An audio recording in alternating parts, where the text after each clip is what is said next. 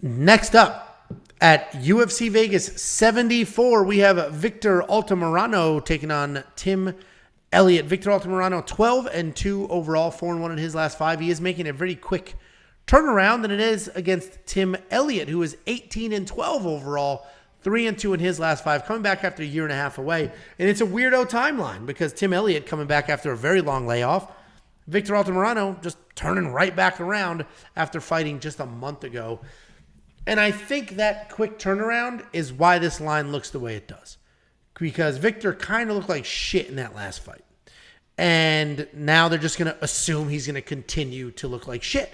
But the reality is he's fast. He's powerful on his feet. He could also be patient and calculated. He has an impressive 6-4 striking differential, and that really speaks to his pressure. His takedown defense has improved. It's not great, but it's at 53% now. But if he is taken down, he's very busy and just doesn't accept bottom. But I did mention he's coming off that win over Vinicius Salvador, but he looked bad. And my daughter's screaming in the background. Great job. I was like, did I leave my TV on? I was like, what the hell is that? Great job, Nunna, putting her to bed. Jesus. Taking on Tim Elliott. That's why you don't hit kids. Taking on Tim Elliott, 18-12 overall. And that's just the definition of grit and tough. He's going to come forward. He's going to look for a finish. If he doesn't get it, he might get finished. And he's constantly coming forward. He makes every fight dirty.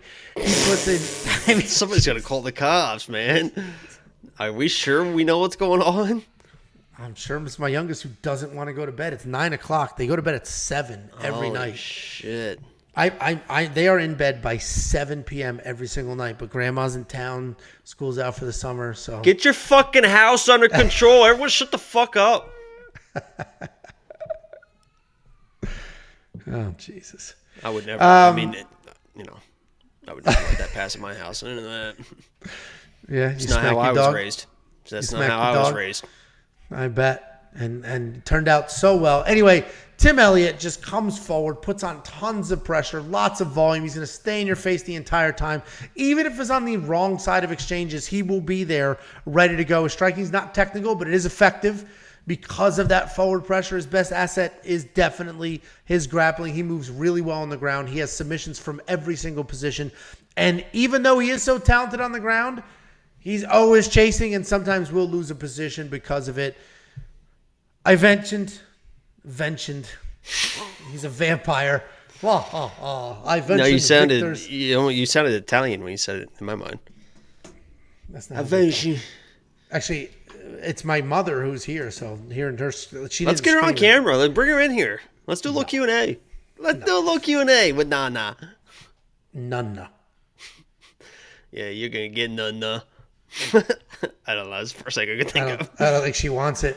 Anyway, I think Tim Elliott does win this fight. What? I think Tim Elliott does win this fight. Because if Victor Altamirano, I mentioned his takedown defense is improving, which it is improving, but it's still not good. And that's going to be the issue for him. I think Tim Elliott's going to come forward, pressure, get the takedowns, get it done. Tim has multiple takedowns.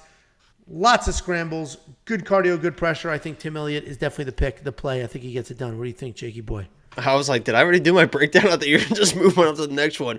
The simplest way I can make this breakdown is I believe that they are kind of mirror images of each other. They're both kind of wild dudes that like the pressure. They want to get takedowns. They want to get on top of people. They want to get the person's back. The issue for me is I think Tim Elliott does everything a little bit better than Victor and showed a great gas tank in his last fight. I mean, he was beating the shit out of Tagir, like just tossing him around and stuff, where Victor, as you mentioned, in his last fight against Vinicius, Team Ribas, we knew that Team Ribas was going to have Vinicius coming in well prepared. We love Amanda Ribas' father and the way that he coaches and game plans. And Amanda Ribas is just going to be so ready for Macy Barber here in a few weeks. UFC Jacksonville. We're all very, very excited for you guys. Good luck, Amanda. That's why Victor was struggling in that fight. I just completely lost. What the hell is going on? I thought that was a pretty good little promo there. And then I was like congratulating myself in my head. And I completely forgot what I was going to say. But Tim Elliott, I think, because he was slowing down. He was slowing down in that fight. And I think Tim Elliott just kind of outworked this guy coming off a crazy situation, life situation, family situation. He's going to be fighting emotional in there, which could be dangerous against a guy like Victor, because Victor, I mean, he dropped a Willie Cat. I mean, he's got some power behind those hands.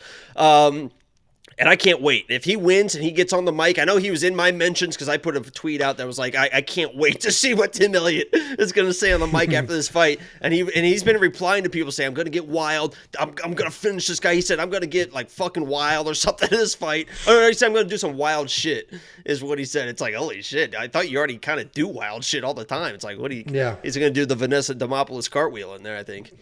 But I got Tim Elliott all the way in this fight. So we're both on the same side here. We both pretty confident in Tim. I think it's going to be the wrestling that does it, because Victor does sort of struggle with takedowns at times. So I think he will struggle with Tim's takedowns and that pressure and just his ability to keep coming forward no matter what's happening to him. But as you mentioned, a lot going on in that dude's life, and the emotions could be good or bad. You had the exact same breakdown for JP Bays, but JP he was Bays, and that didn't go that way. Well, he wasn't fighting Victor Altamirano. Victor Altamirano is better. My warning to people betting this fight: he's tough as shit. By the way, is better than his last fight. He is better than his last fight, and he's tough as shit. I mean, he is typical Mexican tough. Yeah. What's a typical Mexican to you, Jacob? Someone that, well, first of all, the men work hard. Tough as shit. The fighters, if you're a Mexican tough, if you're a Mexican fighter, you're a tough shit. And the females, the Latinas.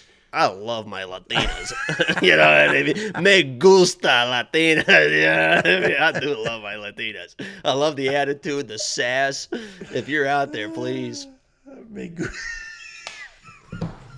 I'm serious too, man. I love that shit.